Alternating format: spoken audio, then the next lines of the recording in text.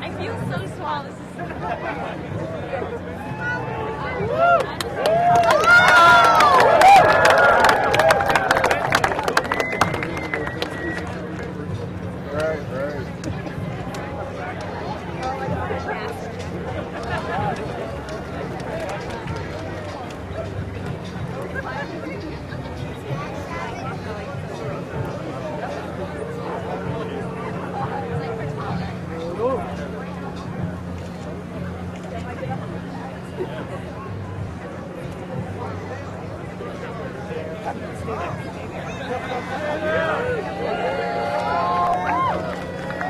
Good morning! How you guys doing in Maker Faire? Oh, I love it! Are we ready to get started? I think this thing's going to back up a couple steps to show you it's a real robot. Yeah, there we go. Holy, whoa! Do not touch moving parts.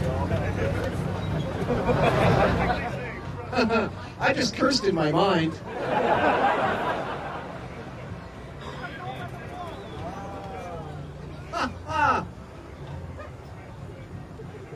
This is powered by bananas.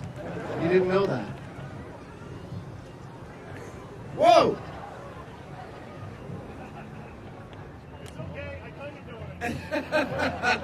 All right, are we good?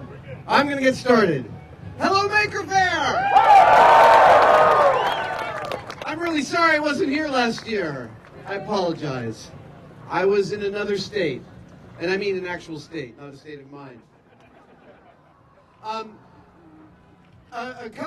Last December, Jamie and I took our road show on the road, as you do. We took our stage show called Adam and Jamie Unleashed Behind the Myths Tour, and we took it to 31 cities in 32 days, 36 days. And we've been doing this for 5 years. And it's a show we love to perform. We do it for 2,000 or 3,000 people at a time, and it's really wonderful. We wrote it, we own it, we love it. And I'm up on stage in New Orleans for the opening night, and it's late November. We've just wrapped Mythbusters 2 days before. We've flown to New Orleans. We're doing this show. We get up on stage. We do the whole show, and it's fantastic. It's going really great. The crowd is wild. The food was great. And I get to the closing monologue of the show, and I turn to Jamie, and I'm about to deliver the closing monologue of the show, and I realize it's not in my head. Like, it's totally not there. And I've done enough stage performance to know that 1 second for me, 1 second for the audience feels like about 15 seconds to me. So I know not to start panicking about the time, so I start scrolling through what I remember from the show, because I've remembered it all up until this point, and there's nothing there. All the file cards I have for the end of the show are blank. And so I just started talking. I started talking about how grateful we were to be there, and I said something that tickled in my mind where I was supposed to go in order to tee up Jamie's monologue. And so I did. And Jamie gave me a look of naked panic. Because this was not what he was expecting. So I gave him the first line of his monologue, and then we were cool. And then we finished the show. The thing I wanted to talk about, and I'm going to work from notes here. Actually, I think I'm going to have to take my... You know, there's a thing in the military that you don't talk to people with your sunglasses on, because it's not respectful, and I agree. Hello. A couple weeks ago, I did a really wonderful AMA on Reddit/Maker, and I think some of you were probably on that. We did it in conjunction with the White House Office of Science and Technology and a trip I had taken to Cleveland, and I got some fantastic questions on Reddit, but one I got 4 separate times really struck me. 4 separate people asked me, do you ever get despondent? Do you ever get discouraged? And how do you deal with that? It is a really common question. And interestingly enough, that question came up during a really, really crappy week I was having in my shop. And when I say crappy, I mean superiorly crappy. I did the AMA on a Wednesday. On a Monday, Norm and Joey and I had started a one-day build in my shop. I was going to build some dials and some stuff for a Apollo suit that I'm working on with Ryan Nagata. And this is precision work. I have recently gotten a Bridgeport mill, and I was doing some milling operations along with a lathe. And it's been a while. And when you're milling stuff, order of operations is everything. And I wasn't getting them right. And everything I built was screwing up. And usually at the very end, on the last operation. And I had to build everything 3 times, and the third one was just barely good enough to send to Ryan to mold and cast for the parts we were making together. And I literally finished the day, I'm not kidding, thinking this thought: I have no business making things. I really, that's how crappy I felt. I came home, I was really blue. And a few days, so then there came this question, sorry, let's see. I felt like that. Tuesday I went into the shop, did mostly the same thing, kind of grinding along, trying to make these really nice parts and not succeeding at it. Then Wednesday morning comes the AMA, and I realized this is a great moment because everybody gets discouraged in the shop, and I can talk about it. It turns out that what got me out of it was really fascinating. I'm working also on a costume for Comic-Con in San Diego in July, and it involves using some materials I have not used before. I'm not going to tell you what materials because it would give away too much about the build, but working with, oh my god, there's a power loader from Alien over there. That's really cool. The view from up here is awesome. I can see everything from my giraffe. The fact is that we all feel it. Every maker in the world feels this despondency, this discouragement. And that's part of the process. The failure doesn't just go away. When I worked at ILM, so most of you know my history. I started working in commercial special effects and in theater in San Francisco in the 90s. I got to Industrial Light and Magic and spent 5 years up there. But there was not a single project I worked on at Industrial Light and Magic. There was not a single build I was doing on Star Wars, on AI, on Space Cowboys, where somewhere within the project I hit a roadblock that was so severe I thought someone was surely going to come tap me on the shoulder and tell me to go home because I had no business being there. Every single project, and this still happens.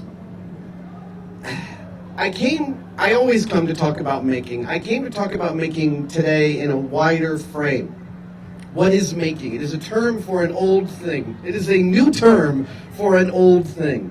And let me be really clear. Making is not simply 3D printing, Arduino, Raspberry Pi, LEDs, robots, laser and vinyl cutters. It's not simply carpentry and welding and sculpting and duct tape and drones. It is also writing and dance and filmmaking and singing and photography and cosplay. Every single time you make something from you that didn't exist in the world, you are making. Preach it! Yes! Making is important, it's empowering, it is invigorating, but why? There are lots of results that are good that come from making. We improve the world around us. We show people how much we care about them. We solve problems, both personal and we solve societal problems. But these are outside results. They're great. But the secret sauce being embedded here at Maker Faire is that it's good for kids. We all know this, but why? Why is making good for kids? So I made books that were buildings you made out of paper. It was a series called The World at Your Feet by Alan Rose, and you could build all of the international landmarks from the Taj Mahal to the Chrysler Building out of paper. And this wasn't die-cut paper. You had to cut it out with an X-Acto blade and carefully score it and glue it together. It took hours and hours and hours. But it deeply informed my understanding of how planar forms meet. And sometime around the age of, I think, 13 or 14, I grabbed a bunch of cardboard and I made a man that sat in front of my house and freaked my neighbors out for weeks.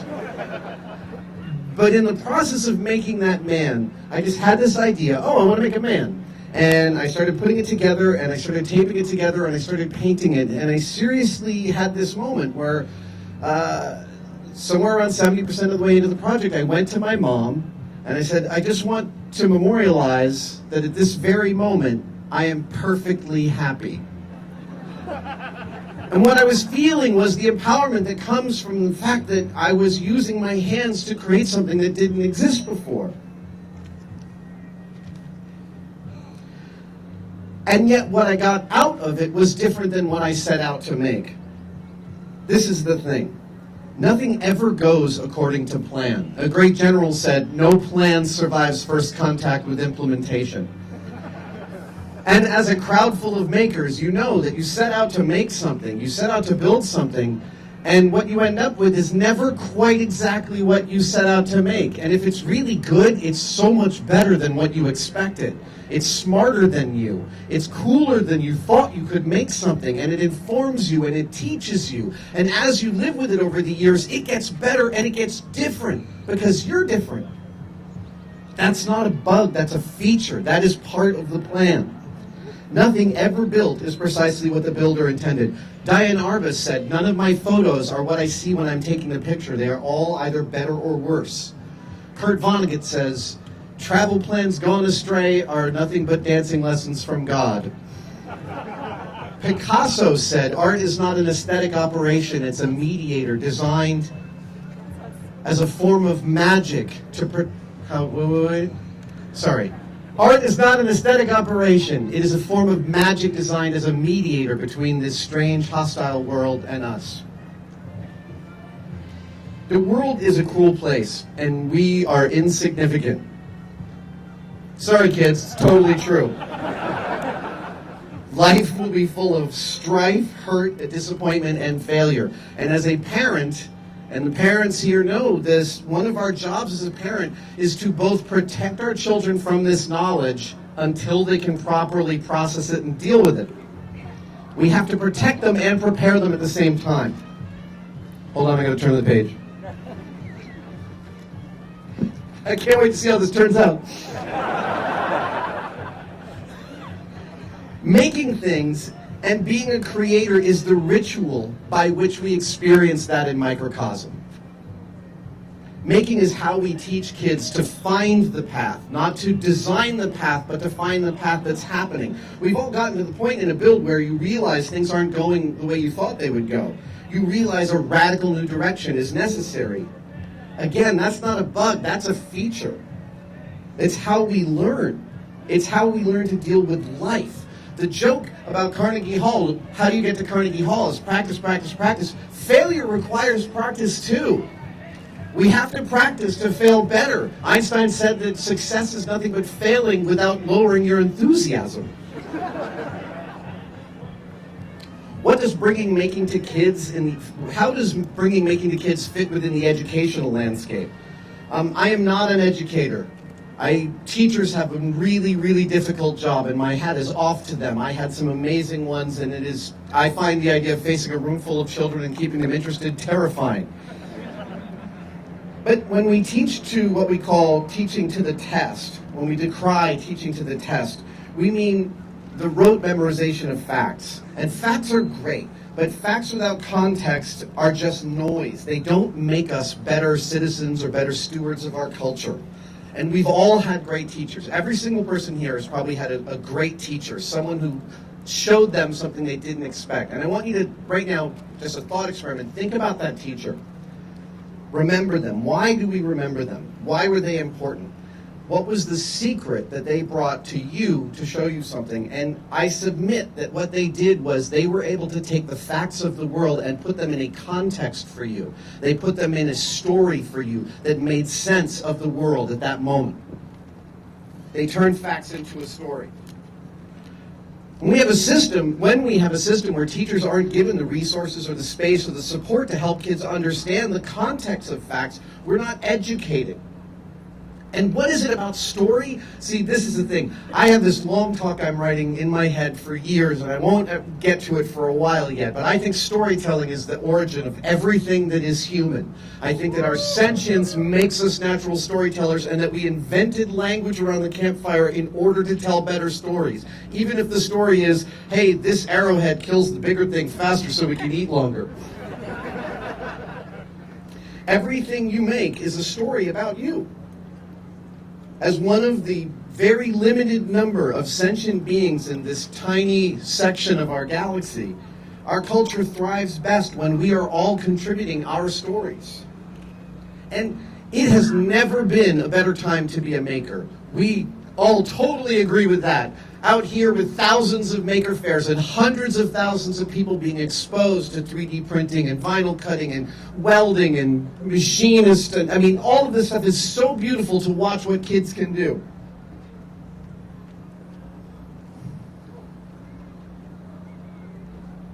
I can't read my writing. This is the part I was working on in the car.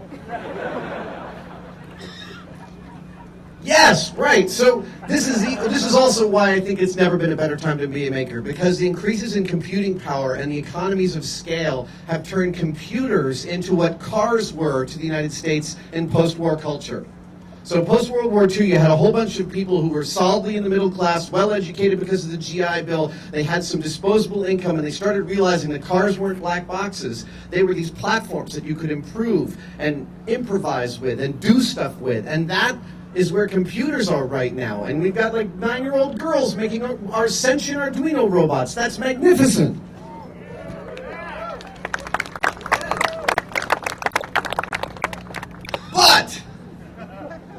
But, and this is really important, the opportunities for making are not evenly distributed right now. If we're going to progress as a people, as a species, as a culture, we need to heal the things that divide us. I don't think anyone doesn't agree with that. The things that divide us socially, economically, racially. One of the great things about right now being a maker is the Obama administration. They believe strongly in this. There's the first White House to have a maker fair in the White House. I'm standing on a giraffe that went to the White House. Amazingly, somehow this thing got frisked by the Secret Service and allowed to enter the White House. How do you frisk a giraffe? Sir, are you comfortable with me touching the inside of your robot leg? On behalf of the White House Office of Science and Technology and the White House Director of Making, Andrew Coy, a few weeks ago I went to Cleveland, which is a city looking powerfully at ways to heal the divides within that city. Again, racially, economically, socially. We went to some of the neighborhoods. Cleveland was the city, one of the cities in the United States hardest hit by the economic downturn. Whole neighborhoods absolutely razed by the housing crash. And we went to boys and girls clubs and saw maker spaces in those, the public libraries. These groups are leading the charge to bring making to every kid. Because when a kid realizes that they can reach out and alter something and make it a little bit better, they've made their sphere a little better. But really, because of what happens in the mental process, they've actually made the world a little bit better. This is my mission. We need to make sure that the threshold for making is as low as possible for absolutely everyone. This is how we empower all the members of the next generation to make the world in their image. Thank you.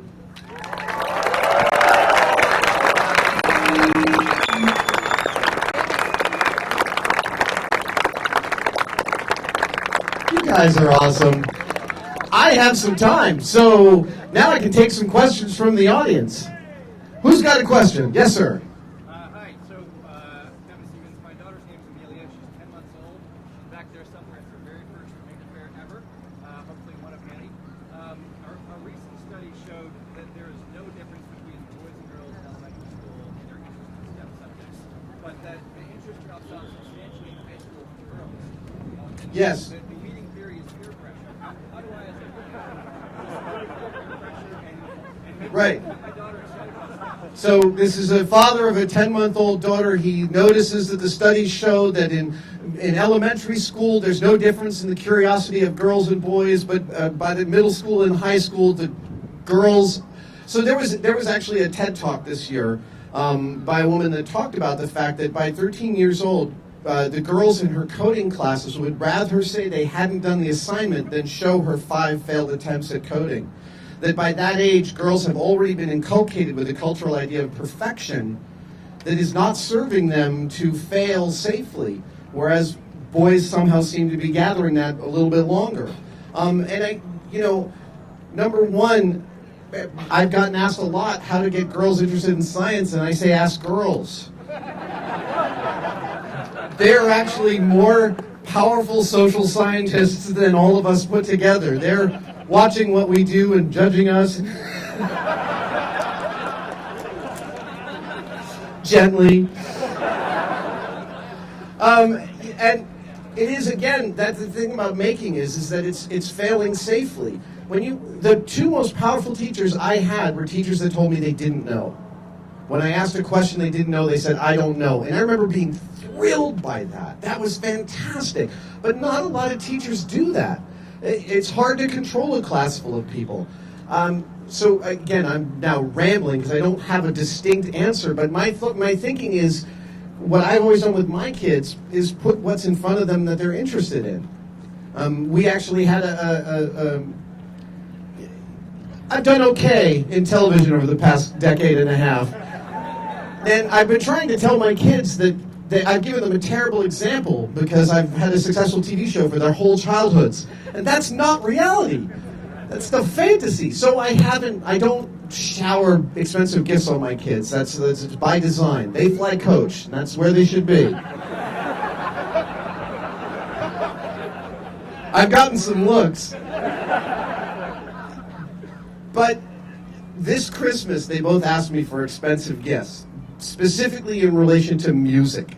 And I was with some friends of mine who are professional musicians in San Diego, and I was saying, should I get these gifts for my kids? And the musicians were like, absolutely! Just do it! Stop talking to us and order them! And they've been the greatest pair of gifts ever, because my 17-year-old twin boys have been making music obsessively since Christmas with these tools that I bought them, and that's really rewarding as a dad. I don't have girls, so I can't speak to that. I can tell you that teenage boys are disgusting. They smell like sweats, Old Spice, and farts. And yet, I'm totally inspired by them. Yes. You have something for me. Oh my God, it's a drawing of me. Wait a second. Ah, that's beautiful. Look at this. Thank you.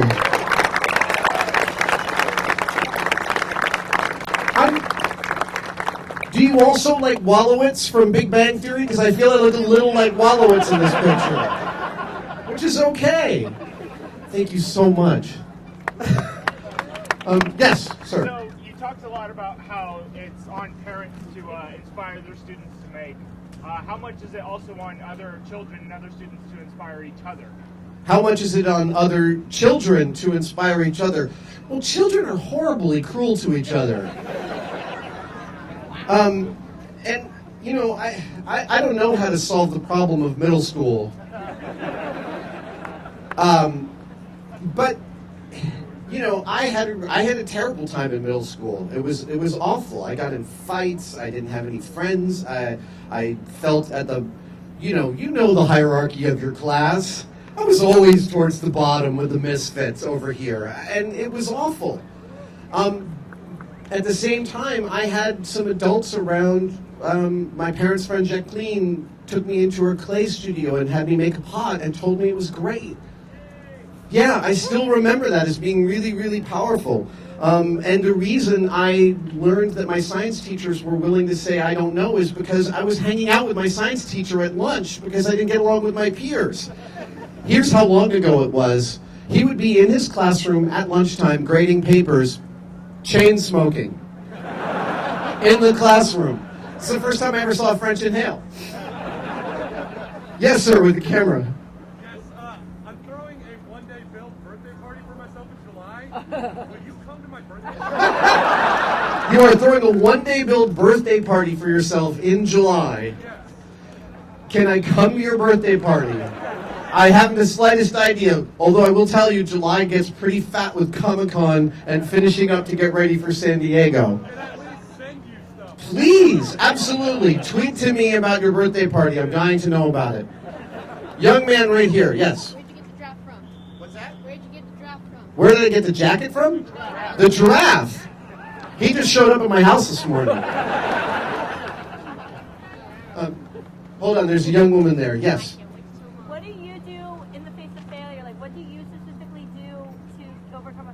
What do I do in the face of failure? Oh, right, I didn't tell the end of that story.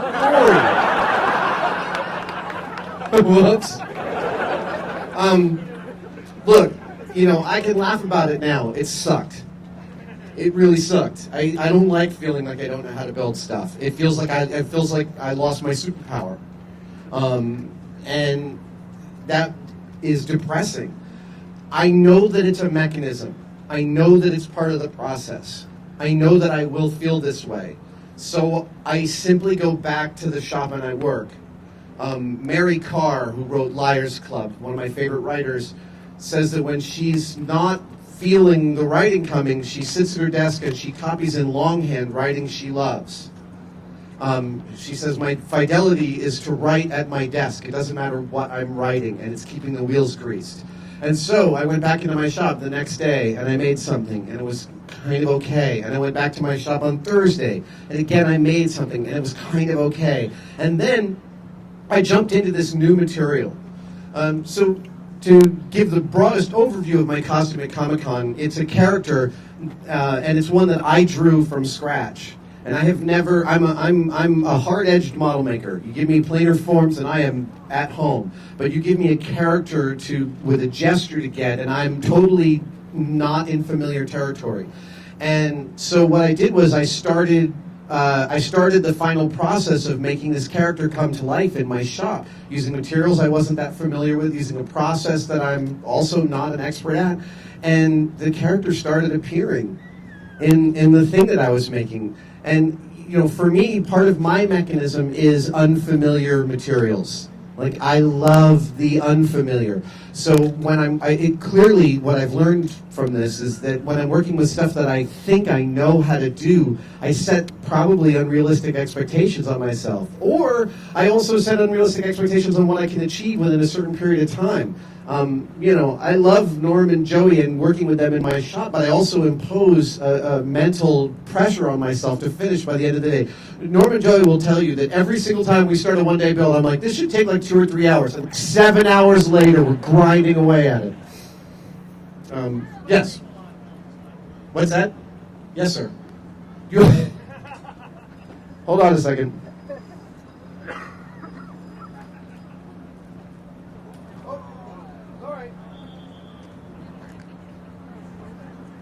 Thank you. Whoa! Just so, yes. There you are, young man. So, just to let you know, I'm going to be signing stuff after this for like an hour, somewhere nearby here. Someone from Maker Faire will tell you. Yes, young lady. Are there any myths from Mythbusters we haven't tested? Oh yeah, tons. In fact, I can't stop gathering them.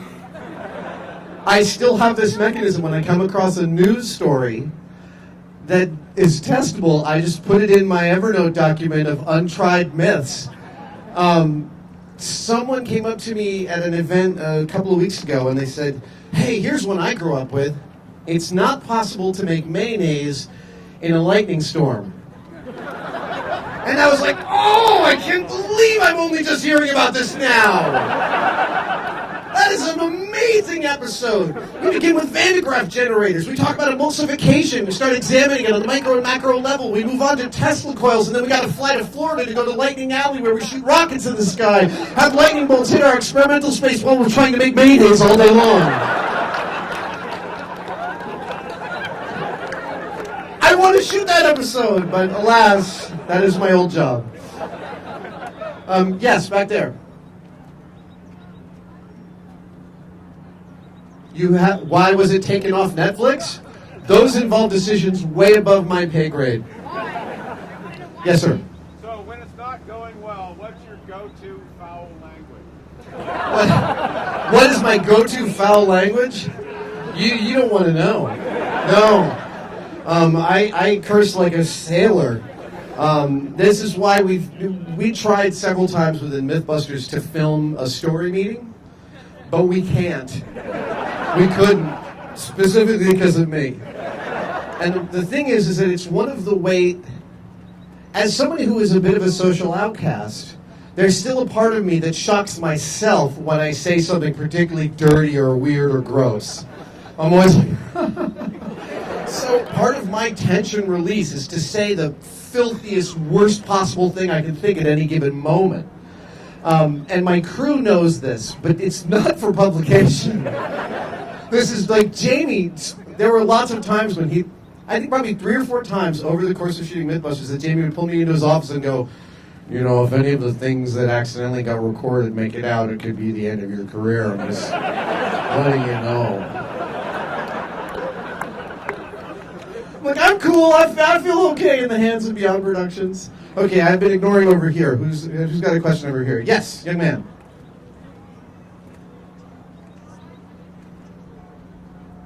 Besides music, what else do my kids make? That's a great question.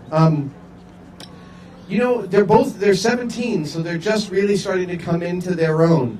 One is a very accomplished singer. He's at Oakland School for the Arts. The other has been obsessively playing the guitar and writing songs. You know, they both went to School of Rock, which actually in San Francisco is the San Francisco Rock Project. It's a nonprofit, and it's an amazing place for anybody remotely interested in music, because your kids will get inculcated with some fantastic 70s funk and good rock and roll. I come downstairs and my son's like, hey, do you know this guy Billy Joel? That is awesome. And, you know, they're 17, so they're going to be out of my house in what will feel like a minute. So I feel duty-bound to introduce them to all the tools in my shop, one at a time. So we're slowly moving toward, we've moved from carpentry, hopefully in the summer we're going to move to some of the machine tools.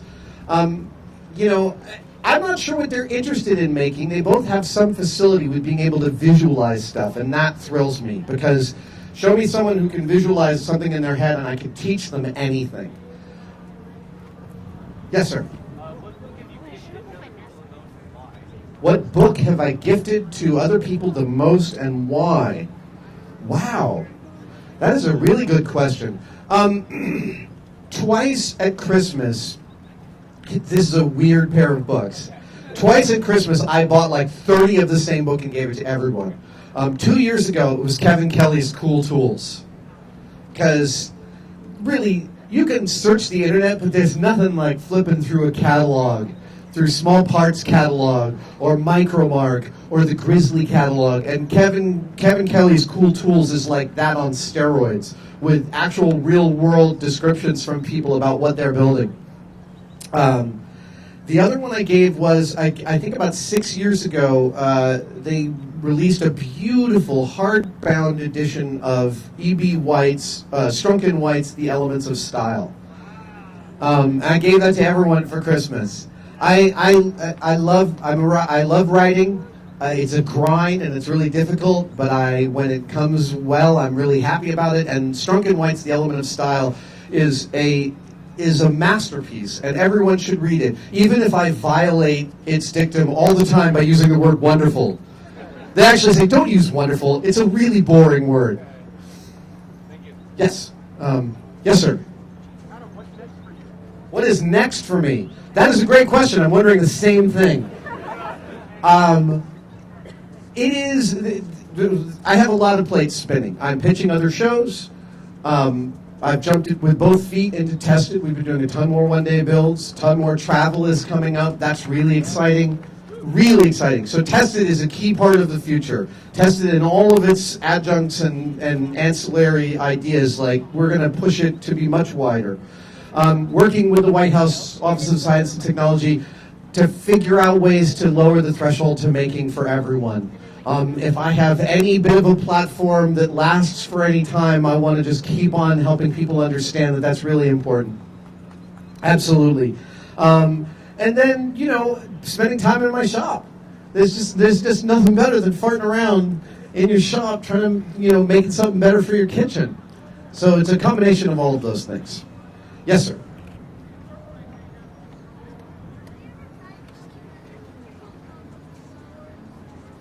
Have I ever tried making a tauntaun from Star Wars for myself? That is a really cool question, because the fact that I didn't end up with a tauntaun that I built for the Mythbusters episode made me very sad. But it's not. But it's basically because by the time I got back to it after we'd finished filming that episode, it was like halfway rotting. Yeah, it stunk really bad, and it was all dyed blue from the crap we'd put on it. And there was just no. I think I brought it into my shop and realized it was so huge. It was going to block anybody from being able to see the giant Tyrannosaurus Rex skull I have in my shop, and that just will not do. Yes, sir.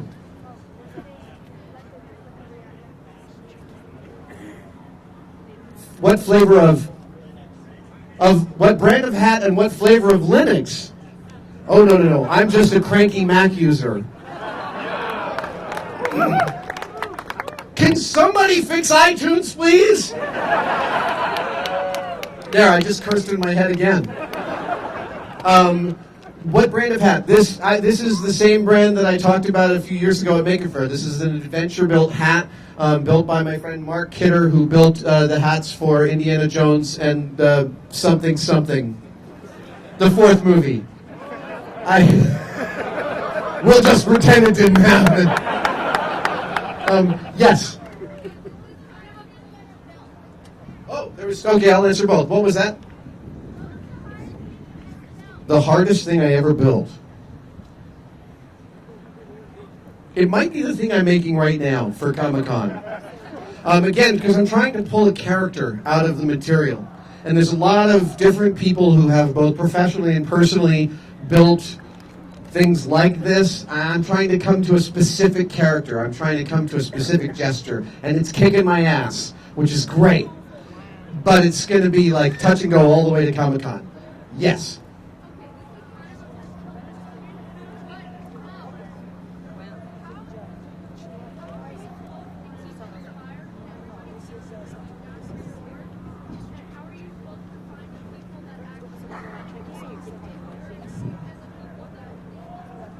I love you. That's a great question. How do you keep inspired when people are denigrating your work?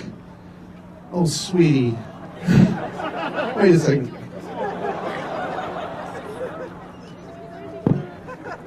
Come here.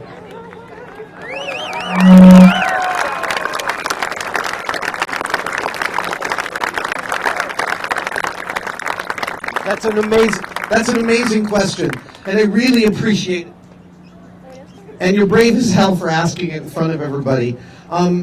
You find your communities. You find your Sangha. You find your people. It may only be one, and it may be your mom. That was mine for a while. You find that one person that appreciates what you do and tells you that it's good, and listen to them. Anybody that tells you that your work is... that's denigrating your work or denigrating the effort you're putting into it is an asshole.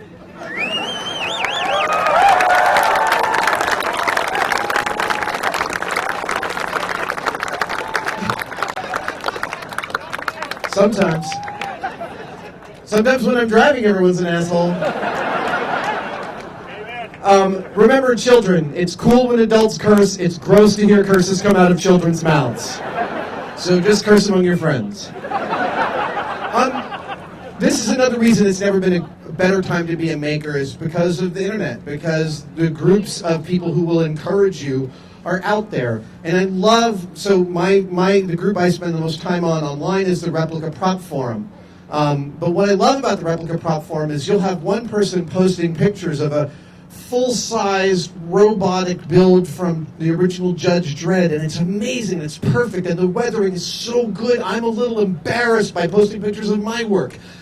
And then you'll have someone who makes an Iron Man costume out of paper and fiberglass, and it's rough around the edges, but the dedication is so pure that he's also, or she is also getting encouragement from everyone on the forum. That it balances across, and that effort is really what matters, the effort and the passion. And if you're around people who don't recognize that the effort and the passion are worth something, stay away from those people. And look, also, I recognize when I say that I have certain privileges as a kid that I don't even know about, but I had the ability to quit jobs that were run by people who were stupid. And I had that ability because my parents agreed with me that that was not a good way to spend my time, and they paid my rent when I wanted to quit those jobs. That was great. Not everyone has that opportunity. So it's not always easy to extricate yourself from people who are trying to bring you down. Again, if you can find that one person, even if it's a virtual person online that you haven't met, some of my best friends are people I haven't ever met in person, and let them support you and support them too. And that's another one, is when I'm not feeling enough support in my life, I realize, actually this is really true. There are times in my life I feel like I'm not getting enough support. Almost always what that means is I'm not supporting the people around me enough. That's the trick.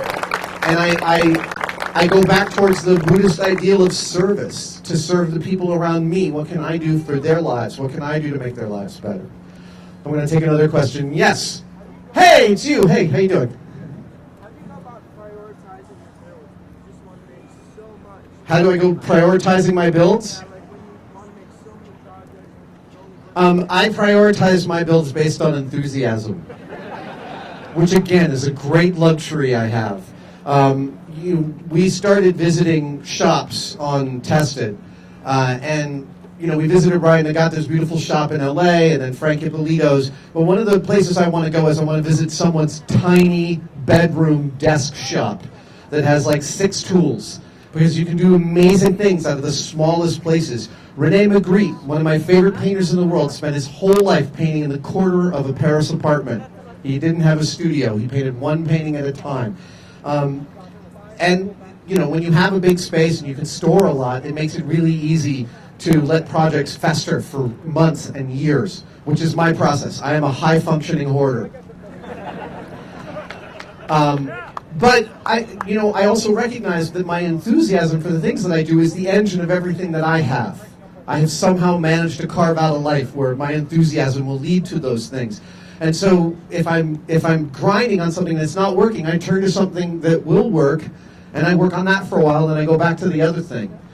So having multiple projects, actually building the Lego Sisyphus a few weeks ago was really invigorating and made me want to bring more Legos in, because Lego's just this it's so much fun. It feels like I'm 6 again.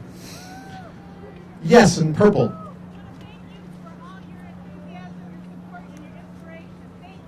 You're welcome. You're welcome.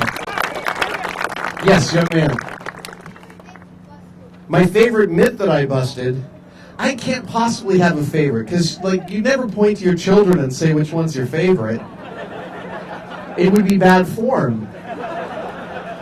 But actually, like my children,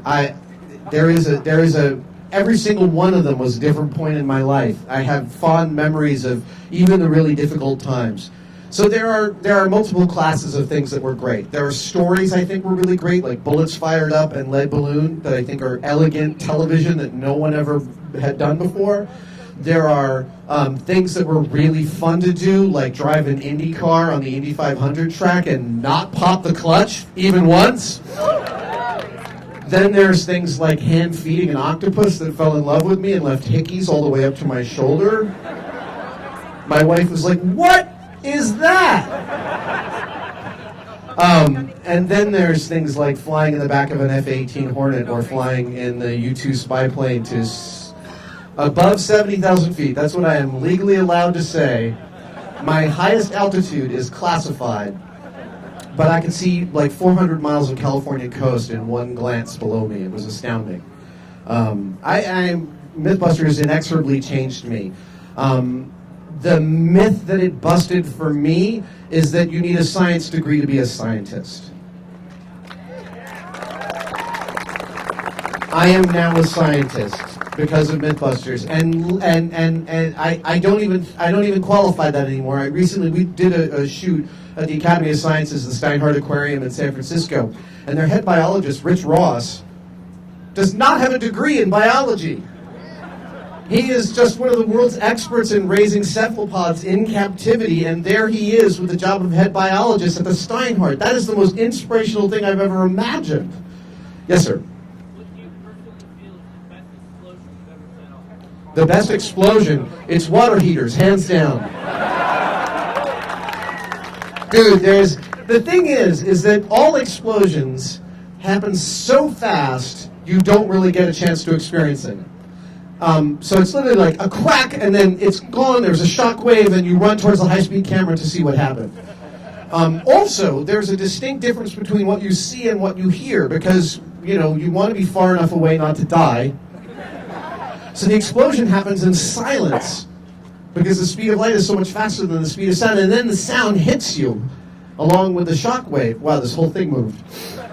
But water heaters, you're close enough, because we could be inside a double-ended 20-foot container bunker, and the explosion itself is really slow comparatively. So it sounds like it's the water heater, when it detonates, sounds exactly like the Wile E. Coyote in your head wants it to feel like.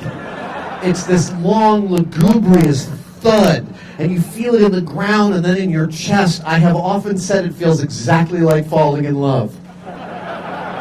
But your results may vary. Yes, sir.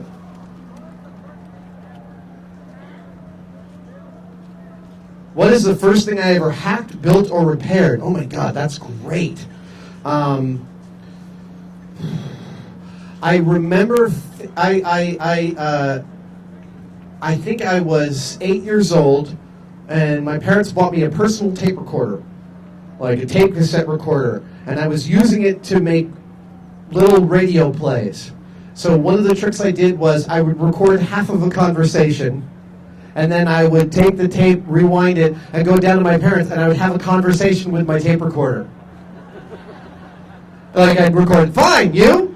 And then I'd go down and say, "How are you?" And the tape recorder would say, "Fine, you?" Then I recorded a James Bond kind of drama. And the drama consisted of me wandering from room to room going, "Wait, who are you? Ooh, ow, ooh, ah, ooh, oh, wow, I beat that guy up. Wait, who are you?" And we did that for hours. And then I was running upstairs with the tape recorder with the cord coming out of it, and the cord got caught behind a door. So as I was running up, the tape recorder zipped out of my hands and fell down the stairs. And my sister Kate's boyfriend, Phil, knew the magic of taking screws out of the back and taking a look inside, and he found the belt that had come off the main drive wheel, and he put it back on, and I watched that happen, and I was 10 times smarter at that very moment. Let's see. Yes, sir. Most memorable injury? The most memorable injury. I think I'm still not able to talk about that one. Wait a minute. Just thinking about that. No, I shouldn't. Ask Jamie. We were very lucky on Mythbusters to have very few even medium-sized injuries. The most common injury we had over the 14 years was broken fingers. 6 broken fingers, all from the same reason: moving safety equipment. Our blast shields weighed about 150 pounds apiece, and as you move them around, you have to move them like an Egyptian, like use their own mass to kind of walk them around. And if your finger gets between those and something else that's hard, your finger loses. I was the last one to break a finger, and I did it about 2 years ago. And it ruined this one thing for me, which is up until I broke that finger, I had only ever broken one bone in my body, which was my neck. When I was 18, I was pulling a Huck Finn off of a rock jetty in the Hudson River by a lighthouse, seriously, and I dove off the rock into the water, and there was a rock right under the water. I hit it head first. Yeah, no, I'm the luckiest guy alive, because I was diving, my spine was straight, so I compressed it and chipped a small pinky knuckle-sized chunk out of my 7th vertebrae, and I had no residual damage from that. But I got to tell that story for years. Like, I've only ever broken one bone, right there. Now I've broken 2, and the other one's my finger. It's not a good story anymore. Yes, sir. Why did I what? Why did I join Mythbusters? Because they were offering me money to be on television. It was an easy one. Actually, yeah, Jamie called me up. Jamie called me up in the spring of 2002. We were professional colleagues, And he said, I got this call from Discovery. They want to make this show called Mythbusters. I hear a kazoo. It's great. And we shot a demo reel. He happened to have called me at the very moment in time I had bought a laptop, the Pismo, specifically built for editing digital video. And I had been teaching myself filmmaking on this when he called. He didn't know this. So I went in, we shot for 2 hours. I cut a 14-minute demo reel out of that. It took me about 10 hours to do it. We sent it to Discovery. They loved it. They showed up 2 weeks later. And I'm not exaggerating, we did not stop filming Mythbusters until last November. Like 14 solid years. Yeah, it was a freight train. Yes, in the blue. You're going to have to yell louder. And now, a turbulent picture voice. That also hurt me. So from being able to hear what you said. Say that again. What science show? Did someone in between us hear that? Science error. Error? Bothered me. On Mythbusters or in general? In general. Oh, a science error in a movie. I almost never have a problem with science errors in movies. I have problems with narrative errors in movies. I couldn't stand Interstellar, and I loved Gravity. And Interstellar is by far the more scientifically rigorous film. Gravity has almost no bearing in reality, and yet narratively I was much more moved by it, even with that silly dialogue. I don't have a problem with a suspension of disbelief, although in Gravity I did when she got out of the thing underwater, held her breath and swam up without exhaling. I was like, your lungs would explode! So maybe that one. Let's see. Yes? What progression of jobs did I take before I got to ILM? My first job was as a paperboy. Then I was a page in the library filing books that got returned. Then I worked for the local public access station in Tarrytown, New York. I specifically worked on a video program called This World of Mime. Yeah. Then I got a job in New York. My first adult job was working as a projectionist at the 8th Street Playhouse, where the Rocky Horror Picture Show fad began. The 8th Street, along with the Waverly Theater, was also the birthplace of the American midnight film. I went from that to work in graphic design. Graphic design led to assistant animation, which then I moved out to San Francisco in the early 90s. San Francisco in the early 90s was the greatest theater town ever. And I cut my teeth at Project Artaud and Berkeley Repertory Theater and Theater Rhinoceros and Eureka Theater as master carpenter, rigger, set builder, painter, etc. And that got the attention of Jamie Heineman, who gave me my first job in commercial special effects. Then I went to a toy company where I discovered that I didn't like being management. So because I was working for a toy company, I was like, I'm going to spend an hour every day building with this toy because that's what we make and building is what I do. And then when that petered out, I got to ILM. Yes. The scariest thing I've ever done, aside from having children, and I don't mean that children are scary. I mean, it's terrifying when you're an expecting parent to think about all the ways you're going to screw them up. It was doing an underwater car. So I recognize that I spent a lot of my life replicating people's totally worst phobias, from being on stage and not knowing what to say to being in a car that's sinking underwater. But yeah, the second time we did underwater car, we tipped it upside down to see if that was more disorienting, and it totally was. But worse than that is we had cleaned the car out of all of its fluids so that we didn't contaminate the water we were in, and we had vacuumed out the car. We had vacuumed out like 300 cigarette butts. But that meant that we didn't realize that we weren't removing any of the tar and nicotine from the upholstery. So when the car filled with water and I opened my eyes, it felt like I had poured salsa into my eyes because the tar and nicotine was burning me. And so I had to close my eyes again and wait for the pain to pass. And now I realize I don't know where I am in the car. Like the disorientation is total. I'm not even sure if the car is right side up or upside down. And I reached over to my left where I think my safety diver, Don Best, was, and I was right. He was there, and he had an octopus with, that's what the second air source on a scuba diver's vest is, and he handed me the octopus, and I grabbed it and put it in my mouth, and took this big fat breath. But the octopus was upside down, and if you're a scuba diver, that means I got a lot of water in that breath. And there's a reason waterboarding is torture. It's really serious. I've never felt anything more terrifying than inhaling a few teaspoons of water underwater. And my whole body went tense. And I remember thinking, this really sucks. And then I thought, calm people live, tense people die.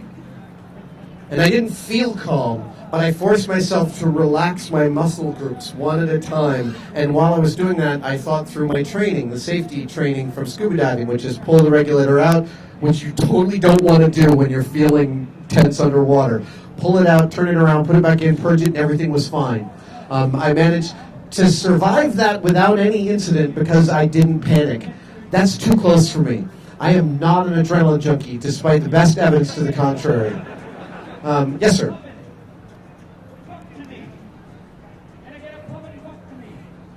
What? YouTube channels. I'm terrible. I kind of find them as they come. I'm subscribing to one right now, and it's this amazing guy who I'm sure many of you know of, Matthias Wendell, who builds everything out of plywood. I love that guy. I particularly love... Okay, so when you watch, as you all know, when you watch build videos online, no one seems to have discovered the concept of editing. So I see lots of people waiting for hot glue to set in real time.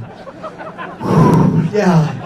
But Matthias does this thing where he's often using a mallet to set things. It'll take like 100 taps. And what he does is he edits in real time until he starts hammering, and then he goes... And I can't get enough of that. I think it's so funny. I love that bit. That's the main one I'm subscribing to right now. I've also spent a lot of time watching Tony Swatton make stuff on Man at Arms, and what's his name? Richard Lyon, the sword master at Weta Workshop, making his swords. I love watching people forge things like suits of armor and stuff. This is the great unrealized thing. I have a whole bunch of metal forging and sheet metal tools that I have not yet assembled in my shop because someday I want to use them to make a suit of armor. Yes, sir. What's your greatest failure? My greatest failure. Well, it was actually the subject of my Maker Faire talk about 5 years ago. I talked about screwing up a friend of mine's student film so massively that I lost that friend. Yeah, no, and I lost a really close friend because they felt that I sabotaged them with my inattention and my inexperience. And it is one of the key places I learned that I need to ask for help when I feel out of my depth. And I need to be able to recognize that I'm out of my depth. I was really arrogant at that point. And I didn't realize that it was arrogance that was taking me to that. But I was like, oh, this is going to go great. I'm going to be awesome. And I will tell you, every single time I've ever had those two thoughts, life has bitch slapped me back into sense. Sorry for cursing again. Yes, sir. What costume are you building next? What costume I'm building next? I'm not going to tell you. It's a secret.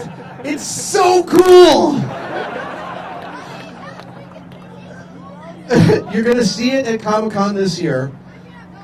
What if you're going to? We'll cover it on Tested.com. Tested.com. Let's see. Yes.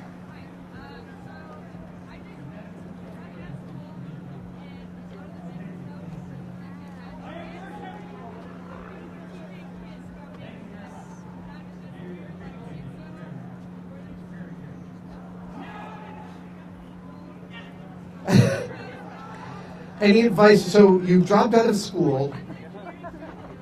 You're an engineering student and an artist. Awesome. That's right in my wheelhouse. And most making spaces are geared towards kids. Is that your thing?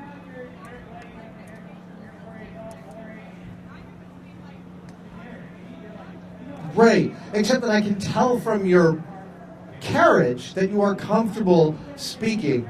You strike me as a natural communicator, simply because you're clearly not nervous and asking a question in front of all these people. You might consider, again, like I get so much out of teaching somebody else a thing.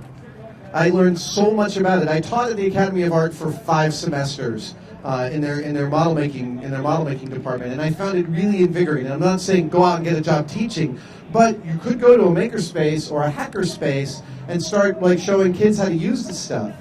And again, you know, the other thing about the threshold to making being almost zero, corrugated cardboard is the gateway drug to everything. If you want a suggestion for what to make out of corrugated cardboard, do a Google search for suit of armor cardboard. It is such an, really, you are going to be like, oh, samurai armor, Roman segmented armor, full European battle harnesses, everything. People have made it out of cardboard, and they put up their patterns online. It's really beautiful. The armor has been in every culture since time immemorial, and corrugated cardboard is everywhere because Amazon ships SD cards in giant empty boxes. Yes, young lady.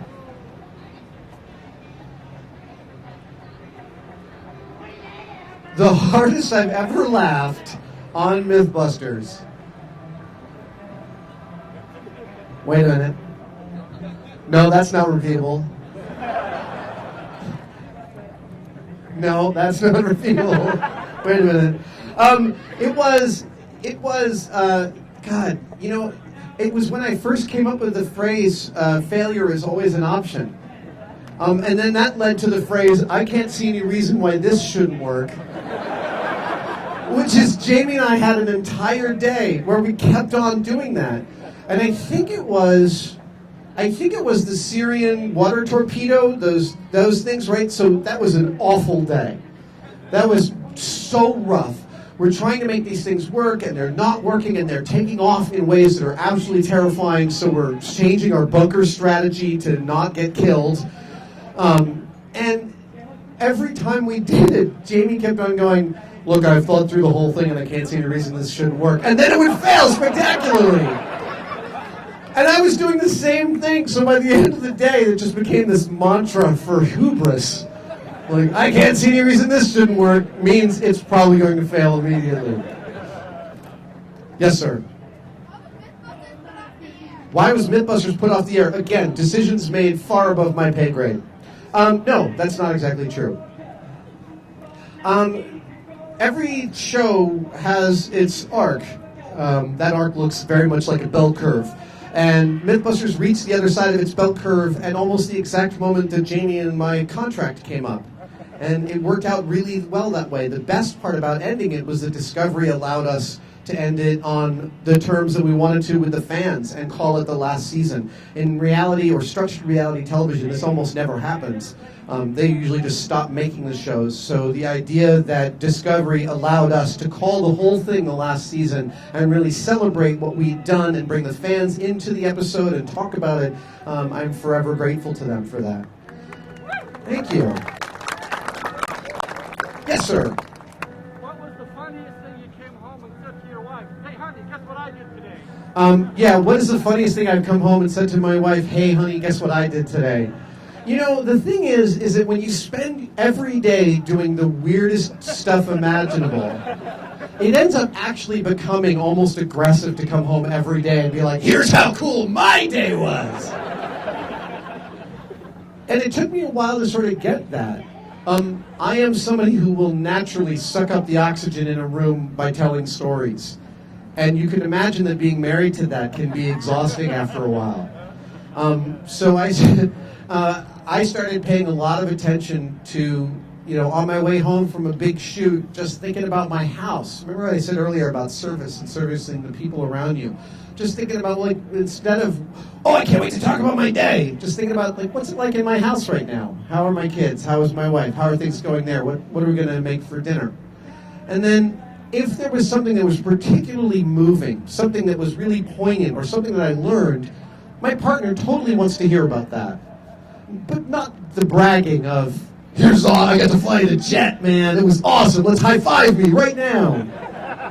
That being said, it was very, very funny to come home with the octopus hickeys up to my shoulder and taking off my shirt at the end of the night, my wife going, "What the hell is that?" Yes, sir. Yeah. Just out of curiosity, since you do make a lot of things, do you make any creations you actually use at home, perhaps to like help you cook or to help you go through your regular home life? Do I make anything to actually help me cook or in my home life? Yes, absolutely. I made the separators for the drawers in my kitchen that hold my pots. It's on my list to make a thing that catches the coffee grinds out of my coffee grinder. Perhaps my most important inspirational maker is the sculptor Alexander Calder. Alexander Calder, who turns out, I just heard this last night, went to Lowell High School in San Francisco. Yeah, along with our Supreme Court Justice Breyer. Yeah, that would be bad to get that wrong. Alexander Calder is the inventor of the mobile. And he made mobiles and non-movable mobiles he called stabiles, which I think is hilarious. But he also got his start in Paris in the 20s with a thing called circus. And circus was a suitcase of little tiny circus performers and animals and sword swallowers and trapeze artists, all made out of like coat hanger wire. And he and his wife would take this to parties and they would perform circus. And for all of my childhood, circus and the suitcase it was in was the front piece at the Whitney Museum of Art in New York City. So I saw it repeatedly and it really inspired me. And then about, which would be 1988, the Frick in New York had a show of just the stuff Calder had built for his house. Like a toilet paper roller that was like a duck that walked when you pulled toilet paper.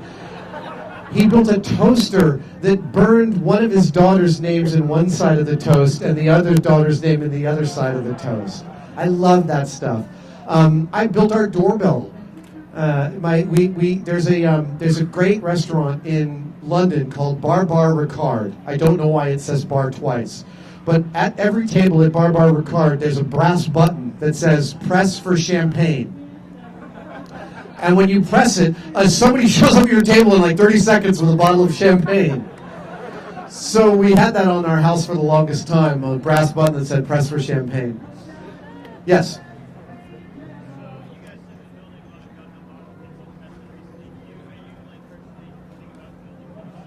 Yes, I am personally thinking about building a Gundam model. I also then, in the research about the Gundam model, saw that Bandai has been making some Star Wars ships. I just put like 6 of those in my Amazon cart last night. And I think I've already gotten one, and Norm's got a couple for me to build. So definitely there will be some Gundam building on tested very, very soon. All right. Yes, ma'am. What was the worst thing that ever happened during filming Mythbusters? The worst thing that ever happened while filming Mythbusters had to be losing track of a cannonball. I am forever sorry to Dublin, Pleasanton, California for releasing a cannonball into their midst. Don't woohoo! No, I'm serious. This is the worst possible imaginable thing. This cannonball skipped over a water barrel, bounced off a rock-hard hill that was supposed to be made of clay, but because of the drought was basically a rock, flew 2,500 feet through the air into a neighborhood. It bounced off the sidewalk in front of this man's house and went up through his house. It entered his front door at the lintel and then went up through his living room, up through the ground of his bedroom, and left above the window of his bedroom, and his wife and his child were sleeping 5 feet away. This is, without a doubt, the worst thing that we could ever imagine, and we're so grateful that no one was hurt. That cannonball then flew another 1,000 feet before landing on someone's roof, bouncing twice, and through the passenger window of an SUV that had been parked 5 minutes before. We fixed both houses and the SUV, and we changed our safety procedures forever after that. That was absolutely terrifying. Yes, sir. Star Wars or Star Trek?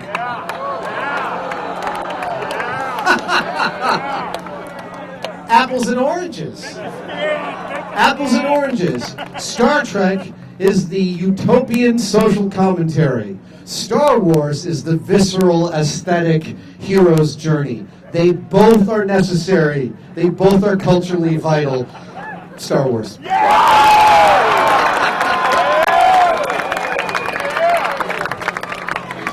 I'm such a jerk. I just hosted a thing for Paramount like 2 nights ago in LA for the new Star Trek film, which looks amazing, by the way. I think Justin Lin's done an incredible job. The film's going to be amazing.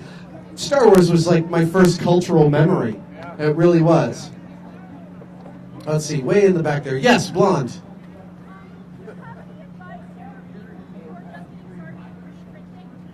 Advice for people who are just getting started with 3D printing. That's a great question, because 3D printing is still really rough around the edges right now. I know. You know, the thing is that there's tons of support groups out there.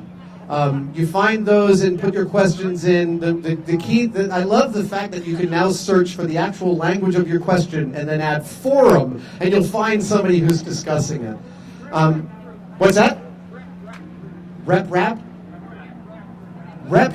group. Rep rap group. Find the guy with the biggest beard and all the steampunk stuff on his head, and he will tell you. How you doing? One more question. Oh gosh, it better be a good one. Yes, sir. We'll find each other.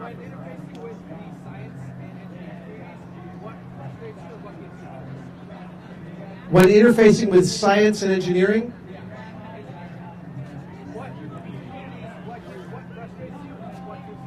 what frustrates me, what gives me hope? Let's see. So there's no shortage of forums online where you'll find people claiming that Jamie and I are idiots and have no idea what we're doing and saying Mythbusters is a dumb show. I refer to these people as grad students.